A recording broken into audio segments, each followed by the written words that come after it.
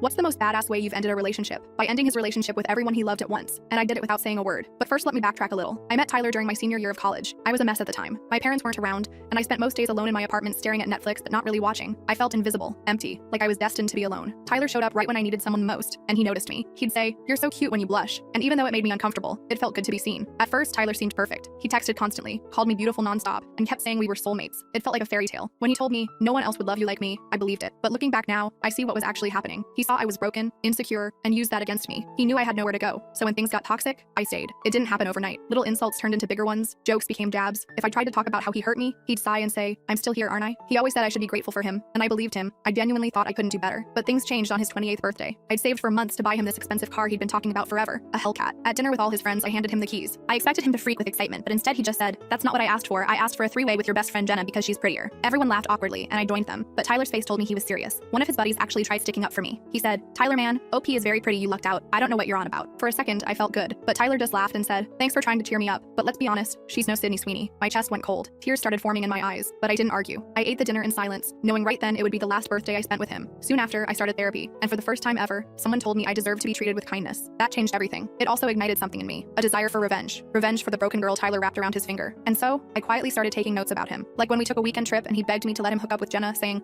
"What happened to girls supporting girls?" I noted it. When I finally talked to her about it, she shocked me. She broke down and confessed that Tyler made passes at her multiple times, and it turns out she wasn't the only one. The more we asked around, the more we heard disturbing stories about Tyler. Girls he'd tried to pressure back in college, friendships he'd ruined behind everyone's back. But I said nothing yet. I stayed quiet, biding my time. And part of that bidding was making Tyler's dream come true. One thing about Tyler is he loved being center of attention. His birthday was coming up, and a few months before it, he told me I had to plan a rooftop celebration for him, complete with catered food and expensive champagne. I remember smiling, nodding like a perfect girlfriend and saying yes. As expected, he was thrilled. But what he didn't know is that he was about to learn one of life's lessons. Be careful what you wish for. On the day, over 70 people showed up. Family, friends, co-workers, exes he insisted were just friends. He even told them all he organized the party himself, and I just let him bask in it, at least until the toast. I stood next to Tyler for it, smiling wide as I could. "I have a surprise for everyone," I announced. "The surprise is under you." I gestured to these black gift bags placed under every seat. "Go ahead and open them." Everyone laughed, thinking it was some cute party favor, but the laughs faded pretty fast, because inside each bag was a printed document titled, "Things Tyler Says When He Thinks No One's Listening." Each page held stories, detailed testimonials from girls he'd manipulated, harassed, lied to, or even assaulted. And that wasn't it. There was a section called, "To His Family." There, I'd included all the horrible things Tyler said behind their backs. His sister's eyes widened as she read how Tyler called her a barren beach who thinks she's special because she reads books. His mom dropped the booklet when she saw Tyler describe her as